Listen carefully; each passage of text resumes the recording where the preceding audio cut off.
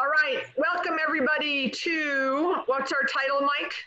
The more things change, the more things change. That's it. And Mike and I are friends. Mike has been a retail developer and other kinds of asset class developers for 30 years. He's still a developer, and he's currently teaching at Georgia State University as a professor, I guess some real estate class. Is it a development class? It's a development class in the master's program. So you followed in my footsteps, right? Next time you need to get them to send you over to Spain or France or to do it, right? I'm just happy to make it to Buckhead these days. But so how this happened was Mike got on social media and wrote his first article about 2 weeks ago. And I read it and I loved it and I commented. And then when I put the word out, what webinars do you guys want me to do? I had a lot of people say like a prediction webinar, like what do you guys think are going to happen? And because Mike kind of wrote about that in his article, and then he and I started chatting, and we have a very love-hate relationship. He's a Gator and I'm a Seminole, so we're always giving each other crap about that. And I thought it would be a lot of fun. We're going to agree on some things and not agree on some things. There's one thing that he wasn't agreeing on early on, and maybe with the news that we just got, maybe he changed his tune a little bit. But anyway, so Mike, thank you for joining us. You're welcome. Thanks for inviting me. I'm excited for us to have this. And a couple ground rules. Do not post a link in the chat. So if you want some information and it's some sort of website or a link, don't post it. We'll just ask us for it and we'll get back to you later. And this is not going to be a webinar. We're not going to talk about national tenants and rent at all. I've had enough of those. This is all going to be more about the world at large. So Mike, you want to jump in and let's talk about some lifestyle? Let's jump in with the news, the big news of 15 minutes ago. And then you want to give the news, or you want me to give the news? The mayor of Los Angeles has issued a proclamation that there are going to be no large-scale concerts, sporting events, or other public gatherings in the city of Los Angeles until at least 2021, absent a coronavirus vaccine. Wow. Before then. Wait. So that means the NFL doesn't start in September. And Beth, we may as well dive in. I think it means, it's not just the NFL, right? It's Major League Baseball, it's the NFL, it's the NHL, it's Pac-12 football, it's the MLS. Who am I missing? Football, baseball, basketball, hockey, the MLS, college. And so what it means, I guess, on the top line is they don't play home games because they can play outside the city of Los Angeles. So they're either scrambling on their own to find an alternate venue, and there's not like there's a lot of 100,000 seat venues sitting around waiting for a team to show up, or play a season of road games, but it throws. I don't know if some of you heard Beth and me talking before we started. Right, take a step back, and what it makes you realize is all of these organizations, whether it's baseball or football or basketball, hockey, the NCAA, the tennis tournaments, tours, the golf tours, that they're all scrambling, no pun intended, no golf pun intended, trying to figure out how to have seasons and have events and have a circuit. And it makes you realize very quickly that as much as they're working on it, they don't control the jurisdictions that these venues are in, and all their hard work may go to naught because you could have a governor or a city council or a mayor say, hey, that's great, but not in my jurisdiction because I'm not comfortable yet. So I think, Beth, you're muted. This is great.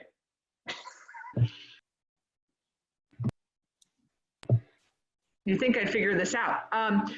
We all saw the Mark Cuban reaction, right? The night that like he's sitting on the sidelines and they say that the NBA is going to cancel all games. He had this big reaction. I can imagine what happened today. I mean, presumably the mayor called Kroenke, who's, a major real estate developer who owns the LA Rams, who's building a multi-million-dollar stadium. I can't even imagine that conversation. Hello, Mr. Kroenke, I am officially going to really just kill your season for, from August through, the Super Bowl. Like I don't know how different teams are going to be allowed to play or not allowed to play. I mean, really kind of ballsy for that mayor. I've got to believe that he's had discussions with other mayors and they're all going to start announcing. How does he go out, just out there on his own and announce that without Miami and all of the major markets now following suit? Well, with respect to LA, does that open up Pasadena and the Rose Bowl for outdoor events?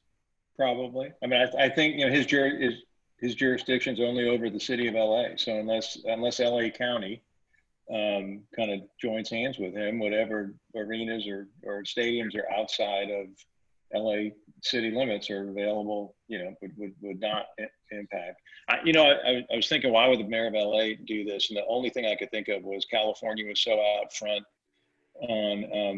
on taking protective measures, and for a state with 40 million people has so many limited impacts on relative basis from coronavirus that maybe he's the mayor of the largest city in the state that's taken the best protective measures, and he may have the best currency to jump out there and do that with that as his backdrop. That's the only thing I can think of. Anyway. Well, since we're on football, yeah. let's talk about the topic that I think we disagree on, and a topic near and dear to both of our hearts, right? So many of the people that follow me know that I follow this guy, Gary Vaynerchuk, who I love, right? And he's a predictive savant, and he has predicted many, many, many things that have come true since like 2000. And he said something about 3 years ago where he said that higher education, college and higher ed is going to be really turned on its side. Something's going to cause it. The $5.4 trillion debt, the kids coming out of college not being able to get a job. Then we have this whole fiasco with the people that were paying to get their kids in school. Now the kids are all, taking classes online. And by the way, FSU, they had to pay to remove the contents of 6,200 dorm rooms. We had to pay a third-party vendor to come in and remove all of the contents from 6,200 dorm rooms. Crazy. So he predicted when that happens, when higher education looks completely different, and he was saying in the next 5 to 10 years, he owns a sports agency business. So he is in connection with these young athletes that, also then in the last 12 months, there's been these laws passed or these, whatever bills passed that we can pay athletes in certain states, right? College athletes. He said the NCAA will go away, and that there will be the minor leagues for football. And the kids will go from high school to the minor league of football and get paid. And then, so I know you don't think that that's going to happen, but I think I will tell you whether or not that happens. I know for sure what's going to happen is all of the ancillary sports programs in colleges, universities, swimming, rugby, tennis, girls softball, they lost all that money from March Madness. They're going to, we were going in. Schools are already cutting programs, athletic programs. Those ancillary sports programs are done because they can't afford it. So starting with the men's, because Title IX is still sitting out there. So the first thing that's going to get cut are a lot of men's secondary sports programs, non-revenue sports programs. So what do you think about college football? I know you. Well, there's a lot to unpack. There's a lot to unpack in that. So I disagree with. Show our audience. We're using our crystal balls. Mine has a person praying in it. This came out of my kid's playroom. I don't know what mine has. I don't know what mine has in it. It looks like a grasshopper. This says Alex Azor's first Holy Communion. Oh wait, it's a little prayer boy. Well, so you got, it's from the last recession, last time we had to do this. So look, there's a lot to unpack on sports. I think there's the education piece, the academic piece, and going online, which every school, preschool to PhD program in America is doing today. I don't know how I'll feel 10 years from now going to a doctor who finished their schooling, med schooling online, but we'll come back to that. And so there's that. That's got its own life. And I think right now we're in, as we are with all of this, triage management, just trying to make it through the day. So a lot of the structural changes that we see today are necessary. I don't know that they're long lasting, but even if they aren't long lasting, I think they still give the world a glimpse that there are things you can do that a month ago you didn't think you could do. Or look at this, right? I mean, did you think a month ago you'd be hosting a Zoom class for 600 people, and that a mall developer or mall operator would be having a C-suite conference call and get hacked by tenants who were trying to figure out what the rental? I mean, you know, we're all in a place that we didn't even envision a month ago. Good news, bad news. I mean, the fact of the matter is, the genius of it is we've largely all adapted to it, and every roadblock. The fact that this is like the power of the human spirit. The entire world changed overnight in many, many different facets. That's the silver lining, like that we could just, right? In a week, we were all working from home, right? Right. So right now we're all in triage management doing this. At some point, there will be a new normal, and there'll be a reversion back to, not to necessarily the mean that we would have been on otherwise, but I think there's an accelerated new mean. So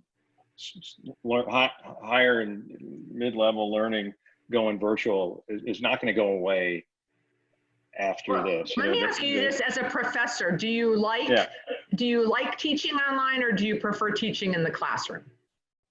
I think it's too soon for me to make that comparison. I don't necessarily. I miss the human interaction, the live human interaction.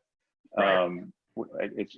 Our classes haven't been that clunky. I mean, it's hard to be interactive in a way that it's kind of hard to be interactive here. But I think it's too soon for me to tell whether it's something I would enjoy doing long term. I like being able to do it from a remote place. I know that, just like I like being able to work from a remote place. But on sports, so I think on sports, the NCAA was headed to a place to start with. I think when the athletes were allowed to sell their likenesses by these states, the NCAA couldn't say no, because they would have obliterated immediately, because athletes would not have committed to schools in states that didn't allow it. So that would have been a short-term explosion, like a galaxy exploding. So they had to say yes. Saying yes doesn't mean the NCAA survived. Saying yes means they're going to last for a little while longer. Eventually, the NCAA has become obsolete in terms of a governing body in sports, and it's going to be much more of schools and super conferences. You know, whether college football is the minor leagues for the NFL. I don't know.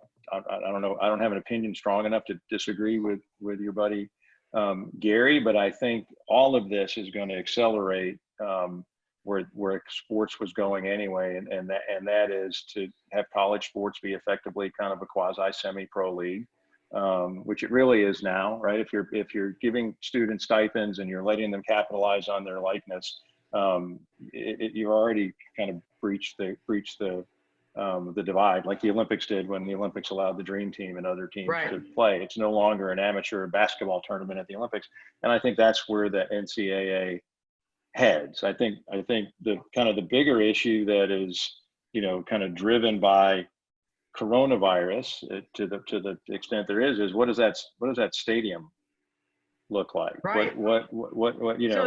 So that's we've got some poll questions. So that's where let's just take a pause. We'll keep talking, but Josie, have you put the polls up yet? Oh, here we go. So if we can all just take, we've got, I think, 4 or 5 questions. Jump on, you know, we'll give you, 12 to 15 seconds to answer each one. So when will you travel next? Let's see, let's maybe give it to 25 seconds. We've got 95 people on the call.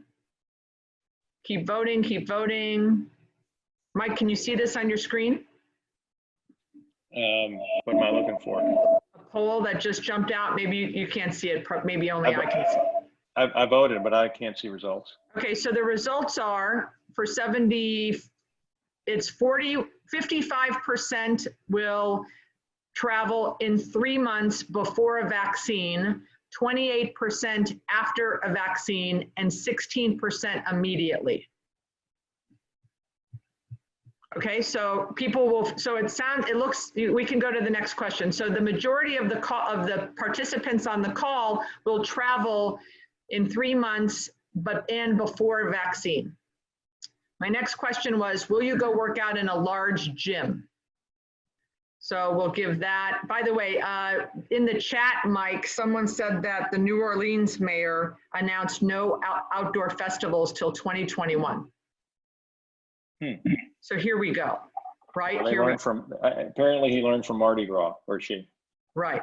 So they're still answering. We'll give them a few. Everyone's loving the commute. That's a question. Someone said, what's going to happen in restaurants? Are we going to have to take seats out? For sure. That's, I think, the same thing with Broadway theaters and movie theaters and stadiums, but we're going to talk about that. So this is interesting. 45% will go out and work out in a large gym, and 55% will not. So that's kind of like a dead heat. Only 10% won't. So a lot of people, so LA Fitness and 24-Hour Fitness, who are rumoring that they're going, 24 hours rumored that they're going to file bankruptcy any minute. So maybe they should have looked at this poll. Okay, go to the next one. Now we want to know who you are in the audience. So we've got how many years in the industry, and we've got over 15 years is leading. See, there's that. This is why I'm doing the freshman forum, because you can see there aren't a lot of people in our industry between 6 and 10 years. We're going to stop that this time. So well, that was created by the recession. Right. We lost a generation. Yeah. So that's why I'm doing what I'm doing on Friday afternoons. So 1 to 5 years, 37%, and over 15 years, 38%. Thank you, vets, for being here. Okay, next. Yay, Fred Reynolds. What asset class? I tend to skew towards retail, obviously, my retail peeps. We'll see. We'll see if we got any other people on the call. Oh, yeah, look at that. 95% retail. 95, 94, 94% retail, investment sales, 14%. Okay, welcome retail peeps. Okay, next. I think we have a couple more. Does Halloween happen, or do we put up Christmas lights in October? I don't know how you trick or treat or go to a Halloween party. Everyone's saying Halloween's gonna happen. Well, then Kara, I can see you. We need to call that Halloween store back, but we're not doing a $20,000 deal. Screw that. Where's the Hanukkah option, Beth? Oh, sorry. Mike, Halloween, a Christmas or Hanukkah? Can you put up Hanukkah lights? Okay, so everyone, 82% believes Halloween's going to happen. Hanukkah lights are easy. There's 9 of them. But I meant like outside. Okay, next, yeah. I think. Would you continue working from home if kids went back to school?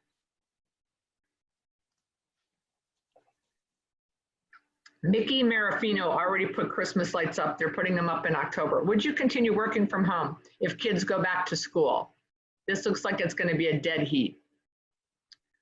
47% would be work from home if kids went back to school, and 53 said no. Well, it's a dead heat here, but if you're the one person on the call who owns 4 office buildings, that's a scary number. Very scary, which we're going to talk about. Is that it, Josie? Any more?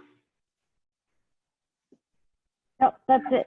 Okay, great. All right, so that was all good information. All right, what topic would you like to? How about the we started talking about medicine. How about the fact that they're graduating these med school kids early?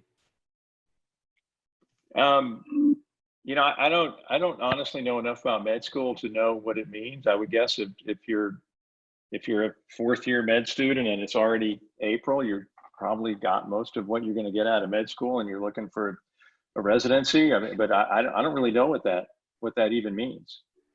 Yeah, well, I've read a lot. Oh, someone said Halloween will happen because we can wear masks. Okay. That's pretty funny. You know, you want to stick with healthcare for a minute? Yeah. You know, I think. Oh, someone said, wait. I have this is medical related. I'm married to a doctor. They are barely ready to practice when they graduate on time. That's good to know. So I told you there's no difference if they lose a month because they're not ready anyway. I think, you know, it's hard to look for positives through something like this. I think, but I do think at the end of the pandemic, and then there'll be structural changes in a lot of places. I think healthcare is going to take a huge step forward structurally in terms of positive changes going forward and convenient changes for people in their lives with telemed and mobile health. You know, if you can get tested for a pandemic virus at a drive-through, why can't you get an allergy shot at a drive-through or a flu shot without having to get out of your car or talk to your doctor? So I think there's going to be huge steps forward that are positive and convenient for that maybe even start to reduce some cost structure in healthcare, because I think that's where the biggest problem in healthcare is the cost. No matter what we do, it seems like the cost structure never changes. It always just continues on that angle up.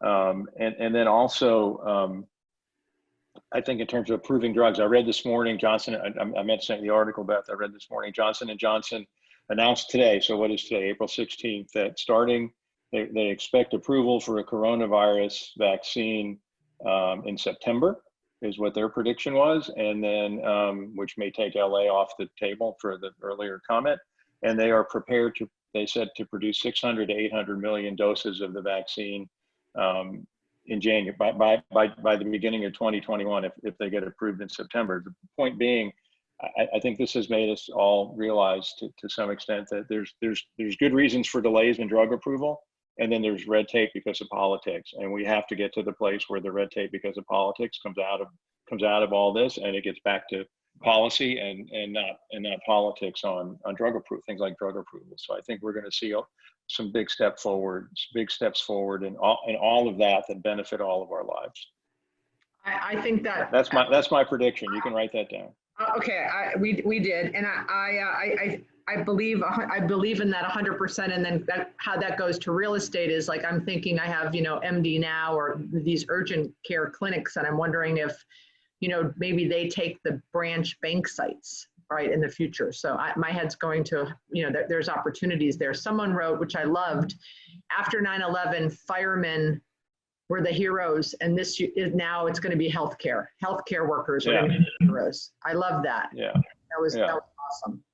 Well, it's all of that, right? It's healthcare workers. It's everyone who works in the supply chain. It's really. I mean, we're very fortunate. It probably applies to most people on the call. We're fortunate that we can all work from home. Not everybody has that luxury, and I think the heroes of this entire thing are the people who don't have the luxury of working from home, who have to make sure your grocery store has groceries, and the checkout registers are working, and the streets stay clean. And it's not really, the streets aren't really that dirty, so bad example, but all the truck drivers who drive food and the doctor, I mean, they're the heroes of this, and normally don't get that flashlight shine on them. So hopefully long term, maybe that we can restructure some of the salary structures in America to actually pay the people who, teachers. I mean, I think there's probably a lot of parents who have, I have a grown daughter, so I'm not having to live it from an education concept, but I know a lot of my friends who appreciate their teachers a whole lot more than they did a month ago. And the school system, like, I feel like I pretty much, didn't take the teachers for granted, like, while my boys were growing up, but I absolutely took the school system for granted. The fact that he went somewhere for 8 hours a day, I took that for granted. But, I went, and after hurricanes, our garbage piles up for weeks. And I said, Mario and I were out the other day and I ran out and gave the garbage man Publix gift card. He goes, why'd you do that? And I said, because after hurricanes, our garbage piles up, like they can't, like, because trees are down, the trucks can't get through. There's a myriad of reasons. I'm so grateful that the garbage men are working. I'm so grateful that I still read 3 hard copies of newspapers every morning. Every morning I go out and see those 3 newspapers on my driveway. I'm grateful. If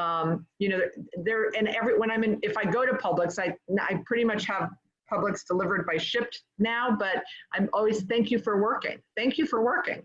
Because they're putting their lives in their hands by going out sometimes in these communities, right? Agreed. Yeah, agreed. I mean, I don't understand, and maybe because you're so much smarter than I am. Why didn't in April? Why didn't the school system people, or the school boards? Why didn't they say, you know what? Let's make April and May summer.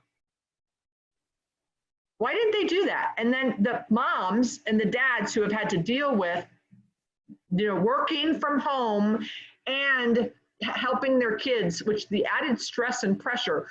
Do you have any thoughts on that? Why they didn't just say, okay, we're just going to make April and May summer and we'll go back in June or July?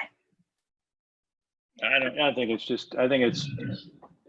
this thing unwound so quickly. I think at the first level, I think it's just too hard structurally to do that overnight, and because there's everything that comes with it, right? There's all the summer stuff that you don't get. There's the sports that go with seasons, and so it kind of gets everything out of sequence. And then on the other side of it, not to try and stay out of politics, there's teachers unions. So you probably got to go renegotiate with every teachers union in America who have contracts from year to year that require, that have allowances for when they teach, when they don't teach, certain amount. And so I think it's an undertaking. I think in such a short period of time is probably too overwhelming. And they rather just said, let's Did you hear that I declared a new national holiday? No. So on May 8th, I've declared it's Working Moms Day. And we're having one of these at 4 o'clock with cocktails for all of the working mothers who had to work and teach their kids. I love stay-at-home moms. The hardest job ever, so much, but I know so many working moms have called and said, oh my God, I'm ready to kill my kid. There's going to be either a lot of babies born in 9 months or a lot of divorces. But I had a lot of moms call me and tell me, oh my God, I'm ready to kill my husband. But exactly. Well, yeah. Absolutely. So, at 4 o'clock on May 8th, which is 2 days before the regular Mother's Day, we're having the working mothers. We're going to have Working Mother's Day. We're all going to come with cocktails and we're going to, bitch and moan about our kids and our husbands. Just kidding. But, my kids didn't, they weren't helping in the beginning. And I kept blowing up and slamming doors. And, I was so angry. And finally we had a family meeting. I said, here's the deal. Every meal, like I'm not a cook. So I went from 0 cooking to cooking 3 meals every day. And my boys are 19 and 16. Like they can, do their own stuff. So I said, you're gonna help me at every meal. You're not gonna be in your room watching TV while you hear me cooking in the kitchen. You're gonna be here in every meal helping. You have to do one productive thing a day. So like today, my 19-year-old went to see his 93-year-old grandmother, and the 16-year-old pressure cleaned the front. If you do one productive thing a day, I'll get off your butts the rest of the day. And each week, they each have to make a meal.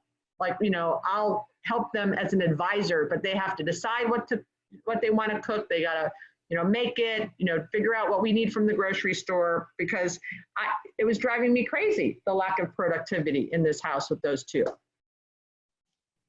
Okay, you feel better now? Yeah, was that a good enough rant? Yeah, that's pretty good. Can we get back to travel? Yes, go. How about the Wall Street Journal article today? Did you see that? I sent it to you, 98%. Did you see that? Yeah, there's, you sent me, the article said basically, an industry that was at full capacity 2 months ago is now 98% vacant. So my quick thought was, you can kind of think about it, take carry forwards is from sustainability. When your occupancy rate in April is what your vacancy rate was in February, that's not a business model that's sustainable. So the whole notion of getting people back to work, including travel, which includes the cost of travel, because companies have revenue shortfalls, and there's no more. I don't think there's more of a pandemic kind of problem than air travel. If you live in a big city, you take mass transit to the airport, you wait in a security line with people, you sit at the gate with the people, you get on a plane, you sit next to people, and then you deplane next to people. So it's the petri dish for the problem that pandemics present. And so I think right now, like I said, you're in the middle of it, so you see the overreaction, and that is nobody's traveling. And then so when do people travel? I think it's a very very moderate reentry into travel. Personal travel is going to have one track. I think business travel has a separate track. Business travel is going to be driven not just by people wanting to be on a plane, but by, if you remember, after in the recession after 9/11, and people weren't traveling.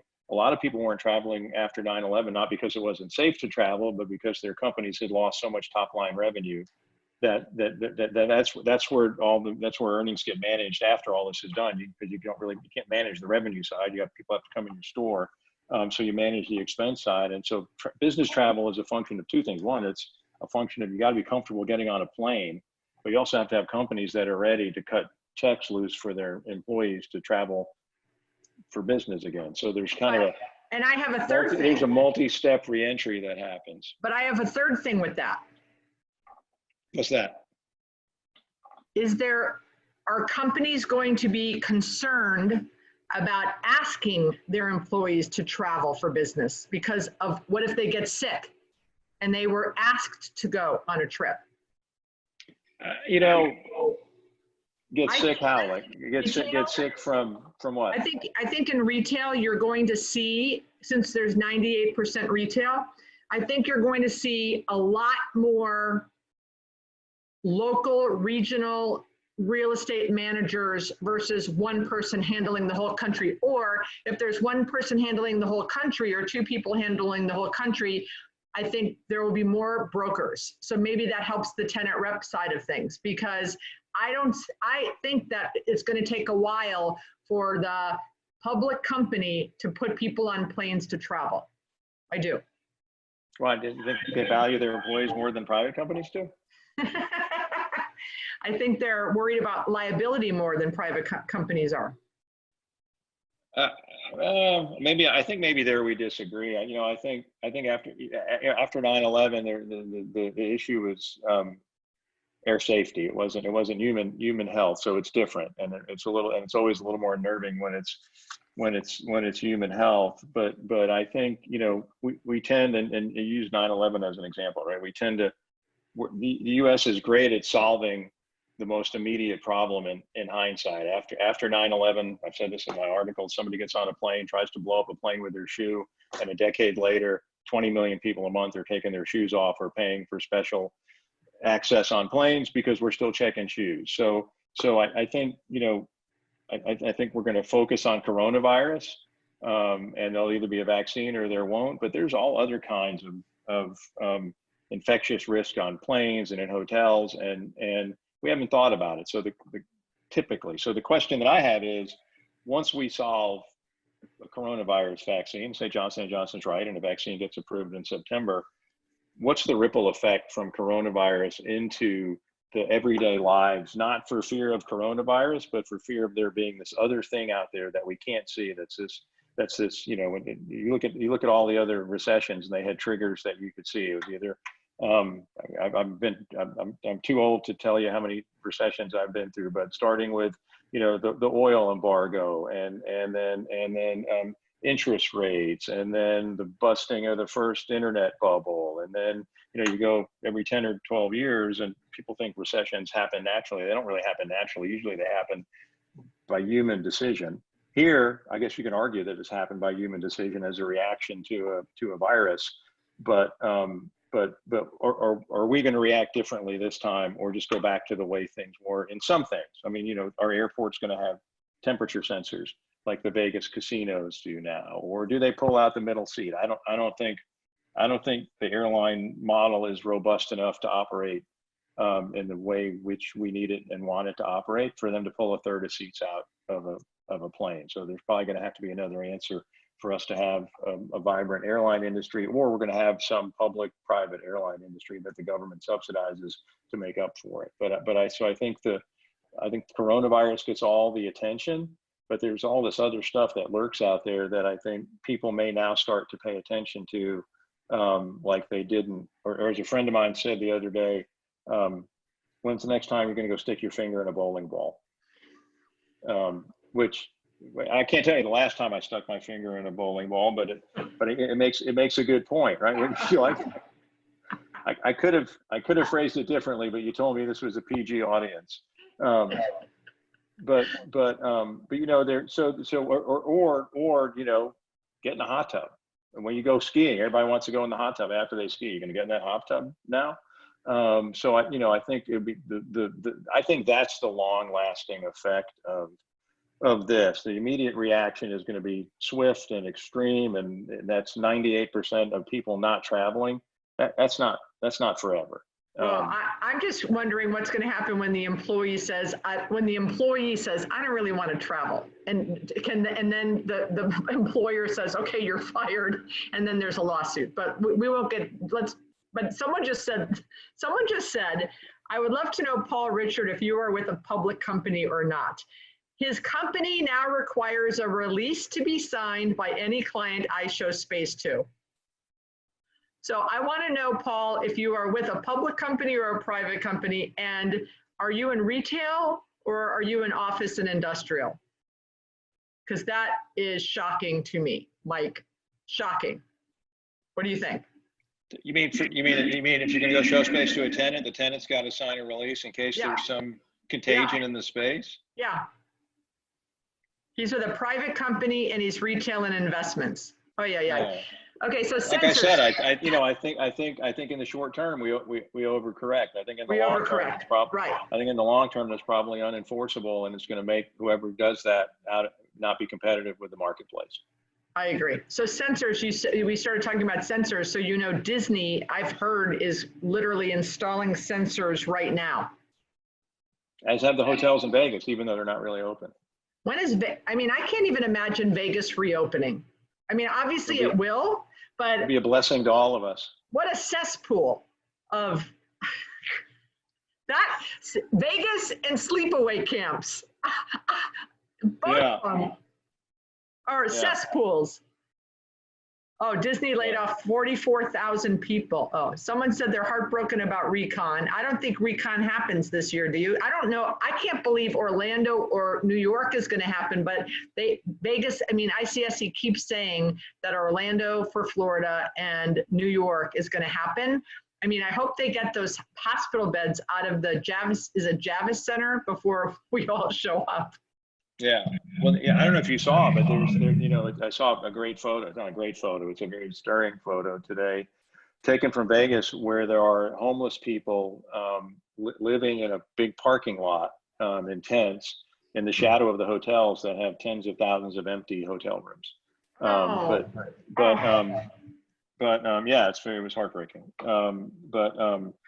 Okay, so you know, with regard to Vegas, what I had heard, I don't want to get off task here, but I'd heard that maybe Vegas is, I don't think ICSC's issued refunds yet, have they?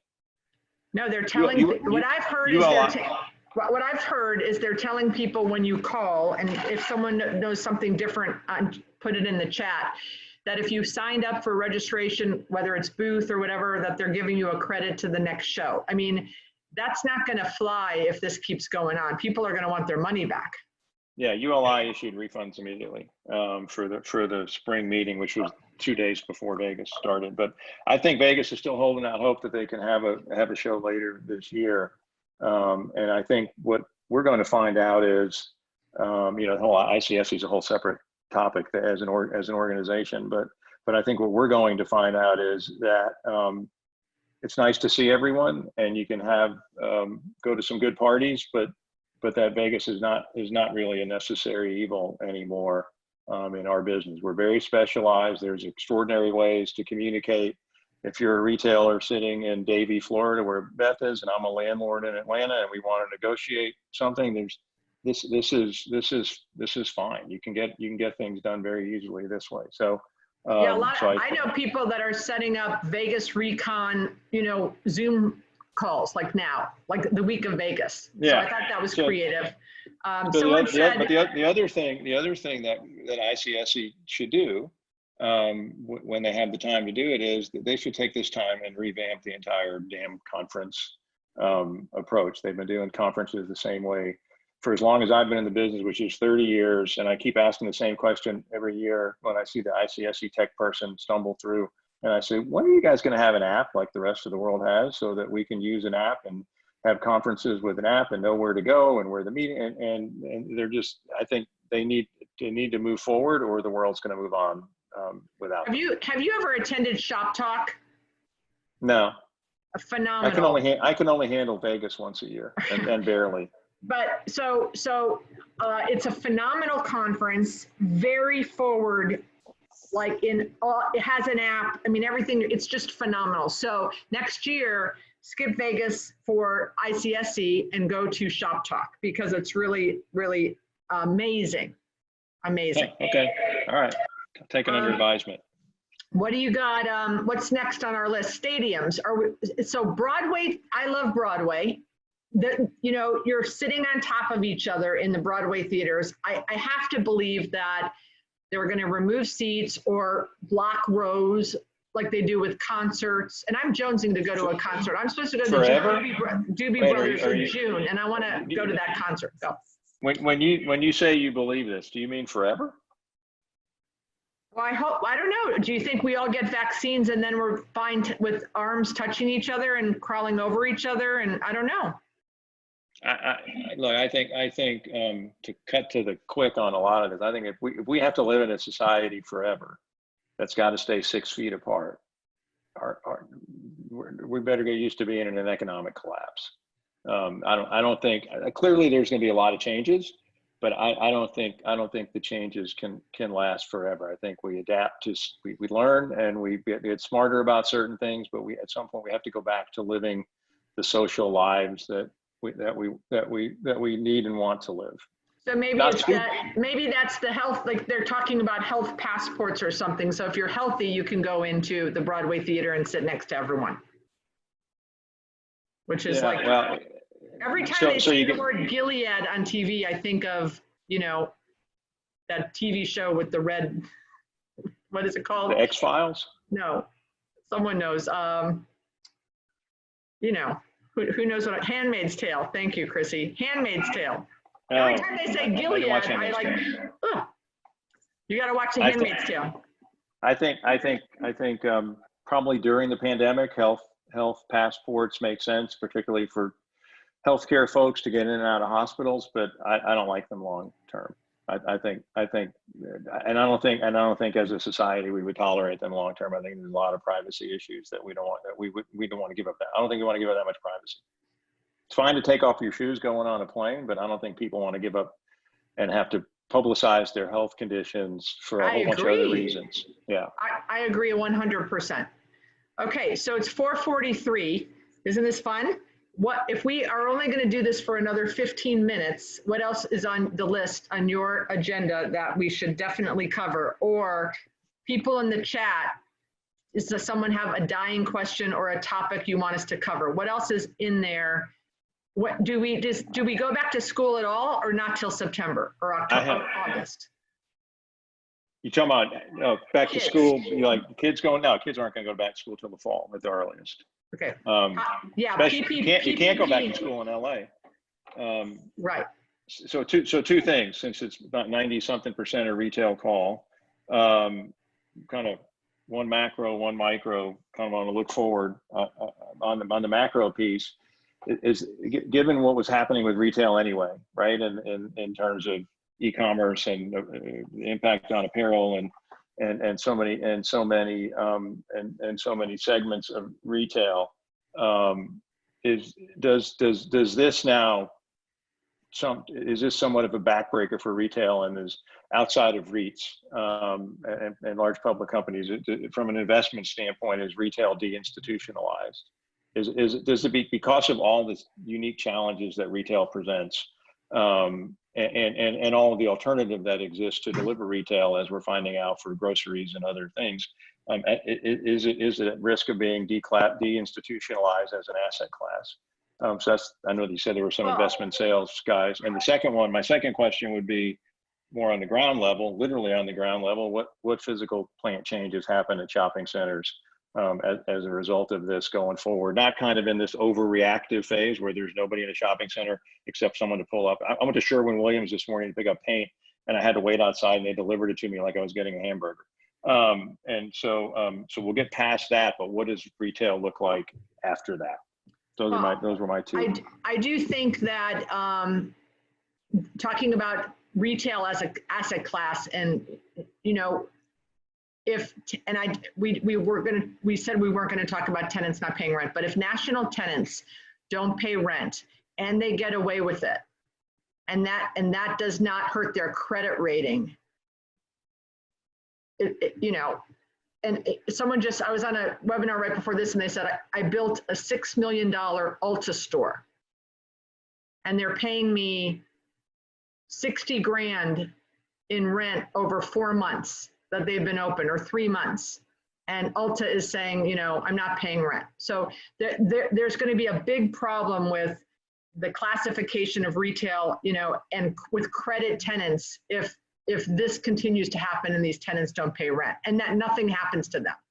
What we've heard is if you default them, if they're in default and they've got loan covenants that say they can't be in default with their landlords, they're paying those landlords if they have those loans and they have covenants. So, but yeah, the footprints are going to change, right? Like, for sure, power centers, if they weren't already being hit hard, because those are going to be the big boxes, and the junior boxes, it seems like, are the ones that are in real trouble, those tenants. They're talking about 24-hour fitness, LA Fitness, Party City, the mattress firms. A lot of those tenants the power centers are going to get hit hard. So I guess going forward, when development even starts again, which I can't, you're the developer. When are you going to put a shovel in the ground and build a new center? Next year, no earlier. So is that 21 or 22? Well, it really depends. We were supposed to get something out of the ground later this year, which I think is unlikely at this point in a lot of ways, maybe in every way. And so if you were kind of 50-yard line or beyond in your pre-development process, and the world restarts and retailers go to committee in June, July, August, September, and you can start negotiating leases, then maybe you get something out of the ground next year. If we come out of this and retailers say, my balance sheet's been impaired, I don't know, kind of got to build my business back, and I've had a capital erosion on my balance sheet, I don't know that those next capital dollars are going to stores. They're probably going to figure out what has to come out of this for supply chain management and their physical plans, and what stores they want to keep and what markets they want to be in before they start thinking about expanding again. So I think there's. Yeah, and that webinar I was on earlier, basically they're like saying, the TJ Maxx's of the world who have paid their rents and have communicated that they pay their rent. They pay their rent for April. Do you think they're not paying in May? Well, we weren't going to talk about that. So, but the anchor tenants need to be thinking ahead. We developers and we landlords are the ones that create the retail opportunity, and again, we're developing. It's a catch-22, right? Like we always say, well, remember, and then we have a deal and we need them, and then we don't remember. But someone asked, what do they think are the percentages of vacancies? I've been saying 20 to 25% on top of whatever you have now. And what Mike just said about timeline, I put this on LinkedIn. I said, if we get out June 1st and the first retail manager sees your site June 20th, his boss sees it July 20th, they go to committee September 20th, they negotiate the lease January 20th, they do plans March 20th, permit June or July, and then they build. And so I said the first national tenant deal happens or opens Christmas of 21. And I had about 68 people that told me that they thought I was on drugs and that that was the most overly aggressive and optimistic position. And everyone said we're not going to see national deals opening until spring to summer 22. What do you think? I think there's a lot of people who go broke between now and then. So we all need to be really chumming up with our local tenants and doing 1 and 2 year deals to fill our vacancies in the meantime. You're more in touch with that part of the business than I am. But I think if that's the case, then you're going to have a lot of companies with a lot of layoffs and a lot of people who work for commission who are leaving the business again. Yeah. One last thing on this whole institutionalization. I think we see what we want to see, right? I mean, that's the beauty of being a human being. If you don't want to see something, you just don't look at it, and you look at the stuff you want to look at, which is great. Unlike our dogs or our pets or anything, they see everything. So I think what I think this is going to do is I think there are pretty good swaths of our business that have been deinstitutionalized anyway. Class B and C malls, they're totally out of the institutional business. A lot of power centers and secondary markets, unanchored strips, very deinstitutionalized. It's what we tend to focus on is the good stuff, the Class A malls and the grocery centers. So I think those probably stay institutionally owned. I mean, obviously, Class A malls, I think, have longer term fundamental challenges than grocery centers do. But I think in the short run, there's just going to be this extraordinary reflight to grocery, aversion away from risk, and the disparity in what these projects are worth is going to get broader still, based on that. And I think it's maybe some value comes back after a cooling off period, but I think a lot of non-institutional assets have probably devalued significantly if we let ourselves do the math today. Simon closed 100 malls. 300. 300? Yeah, I closed every one except for 3 in Hawaii. How many don't reopen? Of Simon malls? How many don't ever reopen? I think, are we going to name names here? We were talking about Simon, so we're not. Yeah. Okay. Yeah, So let's just say this: all the malls in the country are closed, I believe. So not just Simon, Brookfield, all of the mall owners, all the malls are closed. What percentage of those malls that are all closed today and have been closed for a month, and Penny's is about to file, do not reopen in these middle town markets? Yeah, I think it's a tale of two cities. I think if you break them down, like investors break them down, A, B, and C malls, I think most A malls reopen. Right. Because most A malls have been wanting Penny to leave for the last 20 years, and they finally may get their wish. Because for A malls, it's an opportunity, not a life threat. B malls probably mixed. I mean, if you have Penny, Sears, and Kohl's, and Macy's, if those are your 4 anchors, you're probably gonna struggle. If you have a decent set of anchors and a bad anchor or two, and you're in a decent submarket where a trade area hasn't shifted and the mall's not overly sized, you probably reopen in some form or fashion. But I think a lot of C malls may never reopen, because there's just going to be too much bad happening too fast to the retailers in those malls for them to kind of recover until it all burns to the ground. Well, and also they all have co-tenancy clauses. So if you're a mall owner and you're like, okay, I'm going to open, but Penny's is filing, Sears isn't open, Macy's, who the heck knows, and now all those, I'm going to open for Bath and Body Works, and now they're at 3%, of gross sales because of co-tenancies. I think 30% of the malls that are closed don't open, which for the leasing agents on the call is a great opportunity, because if you're leasing something in Ocala, Florida, in an open air center, and there's a mall that fits that C, I don't know, I don't even know if there's a mall in Ocala, but if it's a middle market, and there will be tenants that were doing well in that mall that are going to have to find a home, and it won't be in a mall, and it can be in your grocery anchored center or power center.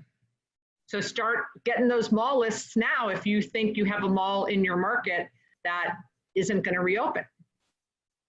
In my alternate universe, I hope co-tenancies are one of the things that just get eliminated after this, and they're not going to get eliminated when developers say no, because after you say no 12 times, you say yes the 13th time. They'll get eliminated when banks stop financing them.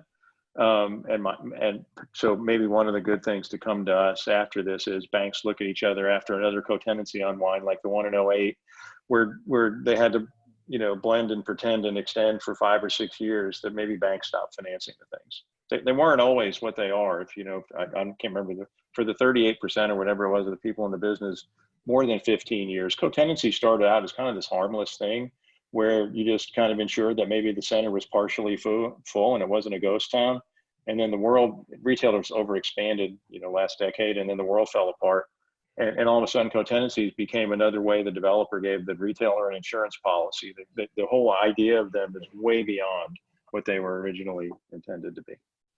So that's my rant for today. I hate them. If I wasn't clear, I hate them. They're the worst part of our business. Well, I would tell you on all of the calls I've been on anchor deferral discussions, mostly, I would say 50% of the anchors are stopping co-tenancy for 24 months in lieu of, or in exchange of a deferral or something. That's on the table for sure. Okay, last question. I thought this was a really good question, Paul. Mike, who is going to be the consumer? The folks who haven't had a paycheck for 3 months? Who is going to be our consumer? Is there an or? What? You said who's going to be the consumer? The folks who haven't had a paycheck. I was waiting for my other options. No, there is no other option. Who's going to be our consumers? I mean, I think personal services, hair, nails, massage. I think people who do eyelashes or Botox. I mean, I think personal services, I think, is going to be very healthy. I was on with one of my hair salon tenants today, and she was crying because she, didn't get approved for the PPP and all this. And she's like, I think this business is going to change. People have gone to Walgreens. They've gotten their box of color. I'm like, I don't think so. But, maybe I'm in a different, maybe this is going to sound glib. I don't mean for it to be, but I don't know that you can tell who the consumer is going to be until you know what's going to be consumed.